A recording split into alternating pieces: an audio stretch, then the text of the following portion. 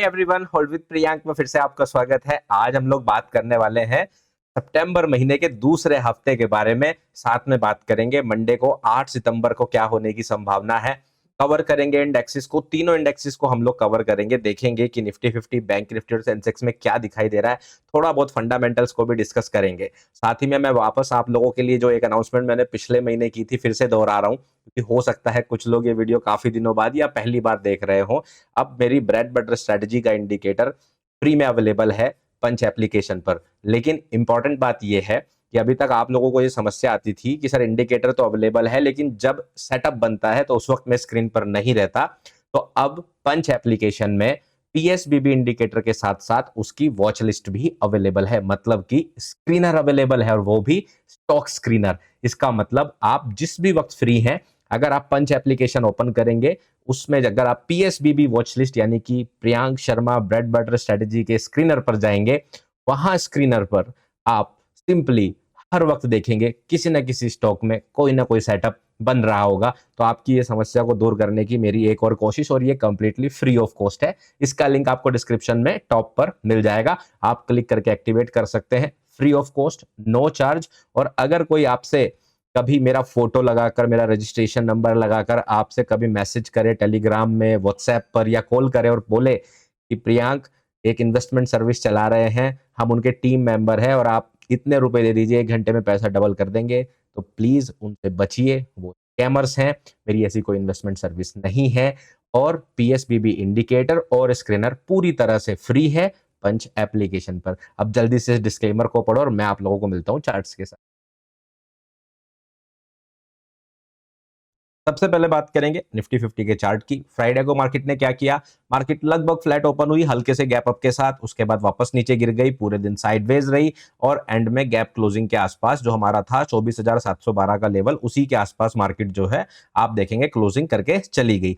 अब हमारा प्लानिंग क्या होना चाहिए? अब मैं आपको ये समझाऊं कि आगे क्या करना है, उससे पहले मैं आपको चार्ट पे कुछ दिखाता हूं, क्योंकि उसी के बेसिस पर मैं आगे की प्लानिंग करने वाला हूं। सबसे पहले मैं क्या कर रहा हूं, मैं आपको वीकली चार्ट दिखा रहा हूं। ठीक है, अगर आप वीकली चार्ट देखेंगे तो वीकली चार्ट पे एक्चुअली में क्या बना है, इनसाइड बार बनी हुई है। मैं इसको आपको हटाकर आपको ध्यान से दिखा, आप यहाँ पे थोड़ा सा ध्यान से देखेंगे तो जो ये पिछले हफ्ते की कैंडल स्टिक है, ये जो ग्रीन वाली कैंडल स्टिक है, ये पिछले वीक के हाई के नीचे है और पिछले वीक के लो के अंदर है। तो ये बन गई है इनसाइड बार। और इसके इस तरह के बनने का रीजन क्या है कि प्रियांक ये इनसाइड बार बनी है और ये वापस गैप अप आई है। तो अगर आप लोगों ने पिछले हफ्ते संडे को मेरी वीडियो देखी थी तो आप लोगों को पहले से ही पता था कि यहाँ पर एक ओपनिंग गैप है, और मैंने आप लोगों को समझाया था कि शुरुआत में पहले मार्केट इस गैप को फिल करने के लिए ऊपर की तरफ आ सकती है। हालांकि वो शुरुआत में नहीं हुआ, वो पूरे हफ्ते के अंदर हुआ, बट हम एक्सपेक्टेशन में थे कि हमारा जो ये 18 अगस्त वाला जो गैप ओपनिंग हुआ था, ये गैप एक तरफ से फिल्ड है डाउन क्लोज कैंडल स्टिक से। अब मार्केट ने अप क्लोज कैंडल स्टिक करके और ये विक बना के आप देखोगे इस गैप को पूरा तरह से फिल कर दिया है। यहाँ पर अगर आप इस कैंडल स्टिक, जहां पर मेरा कर्सर आप लोग देख पा रहे हैं, यहाँ पर देखिए ये वीकली ओपन प्राइस है जो कि है 24,938, और अगर आप इस वीक का हाई देखेंगे 24,980, लगभग वही। तो कहीं ना कहीं मार्केट ने इस गैप को ऊपर और नीचे दोनों तरफ से फिल कर दिया। तो आपको ये समझ में आया होगा कि ये चीजें ऐसी हुई क्यों। ठीक है, तो इसका मतलब ये है कि पिछले हफ्ते के आने वाले पूरे जो गैप अप वाला मूव था, या जो पूरा जो ऊपर वाला मूव आया है, ये एक्चुअली में सिर्फ और सिर्फ गैप फिलिंग थी, और इसके बेसिस पर हम अपना बायस चेंज नहीं कर सकते और ना ही उसके हिसाब से प्लानिंग कर सकते हैं। लेकिन एक अच्छी चीज क्या हुई कि वीकली क्लोजिंग कहां पर हुई, वो मैं आपको थोड़ा यहां दिखाना चाहूंगा। आप देखेंगे हम लोगों ने जो डेली क्लोजिंग की बात बार बार कर रहे थे, वो कर रहे थे कि 24,712 के ऊपर ही कैंडल क्लोज हो जाए तो ज्यादा बढ़िया है। और आप यहां देख सकते हैं 24,712 के ऊपर ही थर्सडे की क्लोजिंग हुई थी, और फ्राइडे की क्लोजिंग भी वापस से घूम फिरकर इसके ऊपर ही हुई है। तो that is a sign of strength. तो हमारे पास ये जो ऊपर वाला मूव आया, ये कुछ खास सिग्निफिकेंट नहीं था, लेकिन ये क्लोजिंग इंपॉर्टेंट है। क्लियर हो गया? अब इसी बेसिस पर मैं आप लोगों को पूरे हफ्ते की प्लानिंग भी समझाने वाला हूं, और मंडे की प्लानिंग भी हम लोग इंट्राडे के लिए करने वाले हैं। अब आप देखिए, क्योंकि मार्केट पिछले हफ्ते के ऊपर तो आया नहीं है, तो आप ये 25,021 का जो लेवल देख रहे हैं, प्रीवियस वीक का हाई है, मतलब जो पिछला हफ्ता था, ये वाला हफ्ता नहीं जो गया, इससे पिछला हफ्ता, इसका हाई है। और लो आपको सबसे नीचे यहाँ पे दिखता ही है 24,404 का। तो एक बायस तो हमारा ये रहेगा पूरे हफ्ते को लेकर कि मार्केट जिस भी साइड ब्रेकआउट करेगी, उस साइड में जाने के चांसेस थोड़े से ज्यादा होंगे। तो प्रीवियस वीक के हाई के ऊपर क्लोजिंग देती है मार्केट, या फिर प्रीवियस वीक के लो के नीचे देती है, ये बहुत ज्यादा डिसाइड करेगा कि मार्केट बुलिश होगी कि बेरिश। उस बीच में हम लोगों को ये एक्सपेक्टेशन रखनी है कि हमें डेली टू डेली प्लानिंग करना है।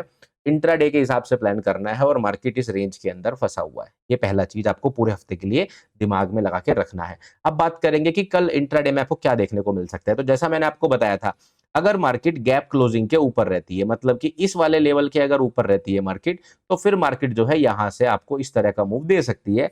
फिलहाल अगर पिछले दोनों दिन का मूव देखेंगे हम लोग, ये पिछले दोनों दिन का मूव अगर आप देखोगे, मार्केट ऊपर से नीचे आई है और एक भी बार इसके नीचे नहीं गई है। तो जब तक मार्केट इसके नीचे ढंग से क्लोजिंग नहीं देती, हम लोगों का प्लान सिंपल रहेगा कि मार्केट ऊपर की तरफ जा सकती है। अगर मार्केट 24,700 के नीचे जाती है, ब्रेकआउट देती है, होल्ड करती है और आपको अच्छा खासा कोई बेयरिश सेटअप दिखाई देता है, तो आप नीचे की तरफ प्लान कर सकते हैं। लेवल्स आप लोगों के सामने ही है, फिर भी मैं एक बार दोहरा देता हूँ।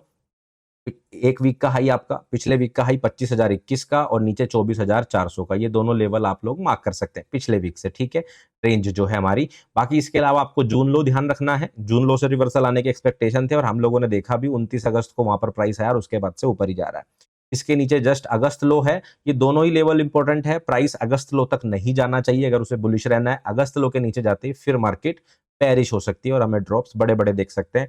मार्च हाई तक जा सकता है, 23,900 का लेवल है, ठीक है।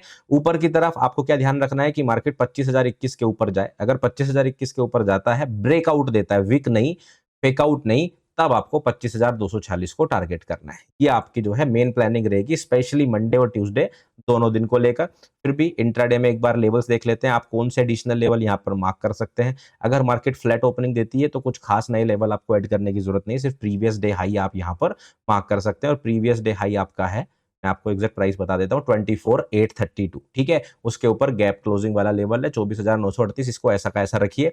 नीचे की तरफ जून लो है और अगर आप चाहें तो आप यहाँ पर 3 सितंबर का लो भी मार्क कर सकते हैं। ये भी आपको इंट्राडे में मदद कर सकता है, दैट इज 24,520, ठीक है। ये हमारे निफ्टी 50 का प्लान रहने वाला है। बैंक निफ्टी की अगर हम बात करें, बैंक निफ्टी के अंदर वीकनेस अभी भी जारी है और मई लो हमारे लिए अभी भी इंपॉर्टेंट है।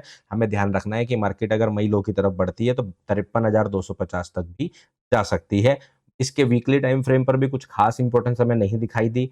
चार्ट बिल्कुल वैसा ही है कि मई लो की तरफ बढ़ रहा है। जब मई लो पर पहुंचेगा तब हम इसकी ज्यादा बेहतर प्रेडिक्शन कर पाएंगे। अगर मई लो पर नहीं जाता है, क्योंकि मार्केट लगातार नई लिक्विडिटी इंजीनियर कर रहा है और नई लिक्विडिटी को स्वीप कर रहा है। आप देख सकते हैं लगातार मार्केट पिछले दिन के लोस को स्वीप करता चला जाता है और उसके बाद आगे बढ़ता चला जा रहा है। तो वो बार बार कहीं ना कहीं लिक्विडिटी खुद ही क्रिएट करता है और नई लिक्विडिटी स्वीप करके आगे चला जाता है। तो अगर मार्केट को ऐसा कुछ करके ही ऊपर जाना है तो हमें कैसे पता चलेगा? जब तक मार्केट हमें संकेत नहीं देगी, हम लोग लो प्रोबेबिलिटी मानेंगे बुलिश मूव को। और इसके लिए सबसे इंपॉर्टेंट चीज है, प्राइस जो है प्रीवियस एटीएच यानी कि 54,467 के ऊपर जाए। इस बीच में मार्केट ने जो ये गैप अप वाला मूव दिखाया, इसका मेन पर्पस ये गैप फिल करना था, वो भी फिल हो चुका है। इसका मतलब अभी भी हम इसके बुलिश वाला जो मूव रहा पिछले हफ्ते में, उससे कॉन्फिडेंस में नहीं आ सकते। मार्केट को 54,467 ब्रेक करना पड़ेगा कोई भी बुलिश प्लानिंग करने के लिए। अदरवाइज ये सारे लेवल सेम आप रखेंगे अपने चार्ट पर और आप इसी के हिसाब से इंट्राडे प्लान यहाँ पर कर सकते हैं, ठीक है। अब बात करेंगे हम लोग सेंसेक्स की। सेंसेक्स की अगर हम बात करें, सेम निफ्टी 50 जैसा कुछ सिनेरियो है। मार्केट ऊपर गया, 81,200 तक का गैप फिल करा, नीचे गिरा, आकर जून लो पर टिक गया, वहीं पर बिल्कुल सटीक जगह पर सपोर्ट लिया। बिल्कुल प्लान वैसा का वैसा ही चल रहा है। इस एक चार्ट के अंदर मैंने आप लोगों को समझाया था कि चार्ट सबसे ज्यादा क्लीन है, ब्रेकर का टारगेट कंप्लीट हो चुका है। ऊपर जो ये ब्रेकर बना था लेफ्ट साइड में, जिससे कि हम लोग बेरिश हुए थे, और इस ब्रेकर से टारगेट हमारा था ये वाला लो, ये वाला लो मार्केट ने टारगेट टच कर दिया है। तो सेंसेक्स का टारगेट तो बेरिश कंप्लीट हो चुका है और इसी वजह से कहीं ना कहीं सेंसेक्स ही हमें दिखा रहा था कि ये वाले मूव के अंदर बुलिश मूव आने की संभावना है कम से कम 81,200 तक। अब वो कंप्लीट हो गया है, तो अब क्या प्लान करें? सेम, जब तक मार्केट ये 81,437 को ब्रेक नहीं करता, ये वाला गैप फिल नहीं करता, कोई खास बुलिश एक्सपेक्टेशंस नहीं है। बट अगर मार्केट इनको ब्रेक करता है तो हम लोग इस बार ब्रेकर के एक्सपेक्टेशन नहीं करेंगे, बल्कि ब्रेकर के ऊपर वाले हाई को टारगेट करेंगे। वो भी मैं देख लेता हूं उसका प्राइस क्या है।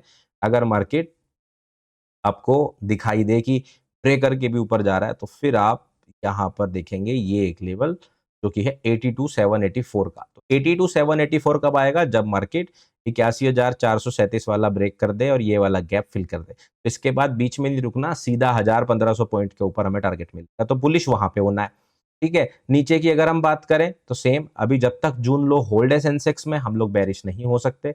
जून लो हमारे पास कितना है 80,354। तो जब तक 80,354 का लेवल होल्ड है तब तक बेरिश नहीं होना, इस बीच में साइडवेज रहना है, लेवल टू लेवल ट्रेड करना है।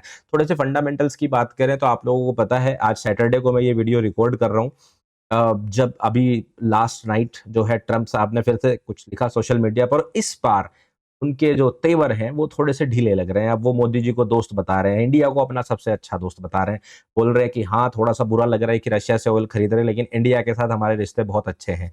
तो आप लोगों को पता ही है कि पिछले 3-4 महीने से लगातार, मार्च से इन्होंने लगातार कुछ ना कुछ बोल के जो ड्रामा क्रिएट कर रखा है, अभी उसमें सॉफ्टनेस भी दिखाई दे रही है। लेकिन फिर भी मैंने आप लोगों को बार बार बोला कि अक्टूबर नवंबर तक आप रुक जाओ, तब तक हमें ज़्यादा बेहतर क्लैरिटी मिल जाएगी कि लॉन्ग टर्म में इंडिया और यूएस के रिलेशन कैसे रहने वाले हैं। तो फिलहाल मुझे ऐसा लगता है कि ये जो न्यूज़ आई है ये थोड़ी बहुत पॉजिटिविटी डाल सकती है, बट अभी संडे बाकी है और संडे से ज़्यादा इंपॉर्टेंट है मंडे बाकी है। उस आदमी का कुछ नहीं पता भाई, किसी भी दिन कुछ भी बोल सकता है। थोड़ा-सा न्यूज़ पे नज़र बना के रखना, इन प्लानिंग्स को अपने दिमाग में रखना तो शायद आपको ज़्यादा हेल्प मिल जाए। अब वो पॉजिटिव न्यूज़ है या नहीं, और जीएसटी 2.2 का इम्पैक्ट जो था क्या वो फेल हो गया, ये भी एक बड़ा क्वेश्चन है। क्योंकि हम लोगों ने देखा कि जीएसटी 2.0 की न्यूज़ आई थी, आते ही मार्केट गैप अप ओपन हुई। तो थर्सडे को मार्केट गैप अप ओपन हुई, उसके बाद मार्केट जो है लगातार गिरते जा रहा है। तो लोग ये कह रहे हैं कि जीएसटी 2 के इम्पैक्ट से मार्केट गैप अप तो ओपन हुई थी लेकिन वो फेल हो गया है।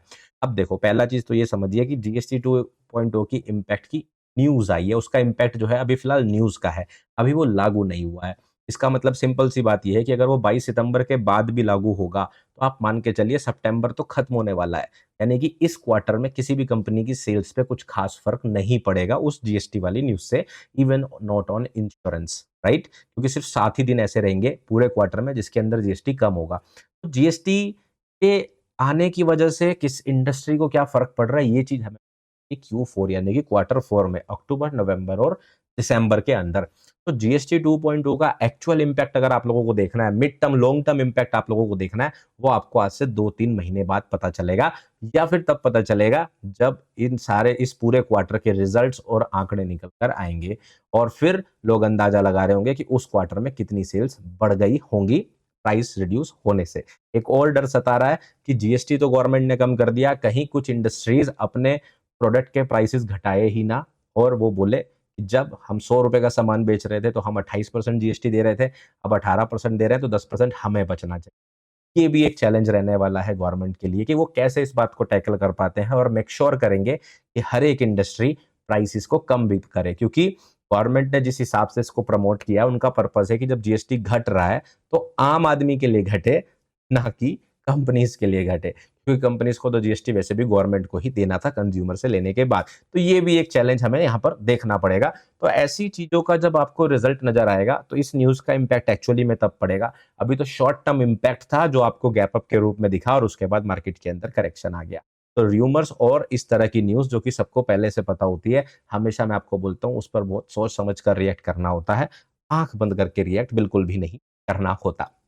तो ये कुछ फंडामेंटल्स थे जिन पर आप इस वीक में नजर रखेंगे, स्पेशली यूएस और इंडिया के रिलेशंस पर, ठीक है? जीएसटी के इम्पैक्ट्स पे ज़्यादा परेशान ना हो क्योंकि वो इम्पैक्ट फिलहाल ज़्यादा कुछ खास करने वाला था ही नहीं। रही बात टेक्निकल एनालिसिस की, वो मैंने आप लोगों को समझा दिया, लेकिन इन सारी बातों के बीच आप लोगों को ध्यान क्या रखना है, investments in securities markets are subject to market risk, kindly read all related documents carefully. और सेबी रजिस्ट्रेशन, एनआईएसएम सर्टिफिकेशन या बीएससी रजिस्ट्रेशन का मतलब बिल्कुल भी नहीं है मैं आपको कोई एश्योर्ड रिटर्न या प्रॉफिट की गारंटी देता हूँ, या फिर इस वीडियो के अंदर बताए गए कोई भी लेवल आपको ऐसा कुछ प्रॉमिस करते हैं, जी नहीं। ये इन्फॉर्मेशन आपको जो दी गई है सिर्फ और सिर्फ नॉलेज के लिए दी गई है। अगर आप इन लेवल पर कोई इन्वेस्टमेंट डिसीजन लेना चाहते हैं तो अपने फाइनेंशियल एडवाइजर से डिस्कस कीजिए, उसके बिना बिल्कुल भी डिसीजन नहीं लीजिए। बाकी प्रैक्टिस आप लोग कर सकते हैं, पेपर ट्रेड कर सकते हैं, डेमो ट्रेड कर सकते हैं, और 100, 200, 300, 400 पेपर ट्रेड करने के बाद अगर आपको लगता है कि ये लेवल्स आपके लिए काम कर रहे हैं तो आप इनको अपने ट्रेडिंग सिस्टम में इंक्लूड कर सकते हैं अपने स्वविवेक से, ठीक है? इसके साथ ही आप लोगों को ये भी ध्यान रखना है कि अगर आप क्रिप्टो ट्रेडिंग करते हैं तो क्रिप्टो इंडिया के अंदर रेगुलेटेड नहीं है। इससे आपका कोई ऐसा फाइनेंशियल लॉस हो सकता है जो रेगुलेटरी रीजंस की वजह से रिकवर ना हो पाए। इस बात का आप लोगों को हमेशा ध्यान रखना है। उसे ध्यान रखते हुए अगर आप क्रिप्टो ट्रेडिंग करते हैं तो आप, क्योंकि वो ध्यान मैं भी रखता हूँ और क्रिप्टो ट्रेडिंग मैं भी करता हूँ, है कि नहीं? तो अगर आप वो ध्यान रखते हुए अपना रिस्क मैनेजमेंट करते हुए स्वविवेक से अगर आप ट्रेडिंग करते हैं तो ये अपडेट आपके काम की हो सकती है, क्योंकि मैं बात करने वाला हूँ बिटकॉइन डॉलर की। लास्ट वीडियो में जब हम लोग बात कर रहे थे तो मैंने आप लोगों को थर्सडे को समझाया था कि ये वाली कैंडल स्टिक बन रही थी जो ब्लैक वाली कैंडल, तो थोड़ा सा जूम कर देते हैं। जी हाँ, तो जब ये कैंडलस्टिक बन रही थी, प्राइस कुछ 109 के आसपास चल रहा था। जब हम उस वीडियो में बात करते हैं 109 110 के बीच में चल रहा था और मैंने आप लोगों को समझाया था कि यहाँ पर एक छोटा एफवीजी बन गया है। ये वाला एफवीजी तो पूरा हो चुका है, इसे हटा देते हैं और मैंने आप लोगों को बताया था कि यहाँ पर एक छोटा एफवीजी का है, जो कि बहुत अच्छा दिखाई दे रहा है और मोर लाइकली ये रिएक्शन देगा और रिएक्शन देने के बाद मार्केट को ऊपर की तरफ पंप करेगा और ये आप लोगों को फ्राइडे को दिखाई भी दिया। मार्केट यहाँ पे रिएक्ट किया, 109 588 के ऊपर रहा, ऊपर गया और आप देखेंगे ये जो हाई था यहाँ पर स्विंग हाई 3 सितंबर का ही 112 456 उसके भी ऊपर जाते हुए मार्केट ने 113 384 का हाई बनाया, जो कि अच्छा खासा मूव था। आई होप आप लोग ये मूव कैप्चर कर पाए होंगे।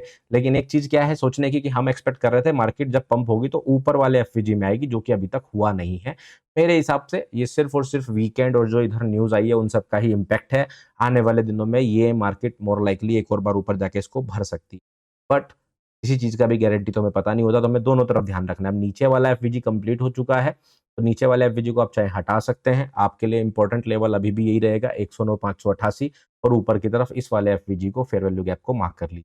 अब लेकिन अगर आप ये वीडियो पहली बार देख रहे हो और आप परेशान हैं ये एफवीजी क्या है, ये ब्रेकर क्या है, तो मैं आप लोगों को बता दूँ एडवांस प्राइस एक्शन सीरीज़ पूरे एपिसोड 15 एपिसोड जो है 14 एपिसोड माफ़ कीजिएगा मेरे चैनल पर ऑलरेडी पब्लिश हो चुके हैं और वो पूरी सीरीज़ में फ्री में ही यूट्यूब पर सिखा रहा हूँ।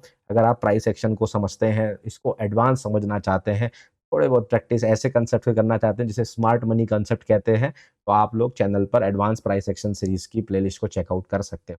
ठीक है? उसी की एक वीडियो जो मैंने कल फ्राइडे को पब्लिश की थी, वो आप लोगों को वीडियो के एंड में कार्ड में भी मिल जाएगी। तो ठीक है, इसी के साथ आज की वीडियो को करते हैं समाप्त। मैं आप लोगों को मिलूँगा फिर किसी वीडियो में, तब तक रखिए अपना ध्यान, अपने परिवार का ध्यान और हाँ, जाते-जाते एक बात जो मुझे शुरू में कहनी थी, अब कह रहा हूँ।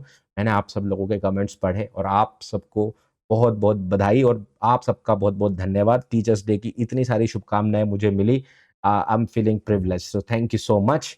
अब अपना ध्यान रखिए, अपने परिवार का ध्यान रखिए। फिर मिलते हैं। बाय-बाय।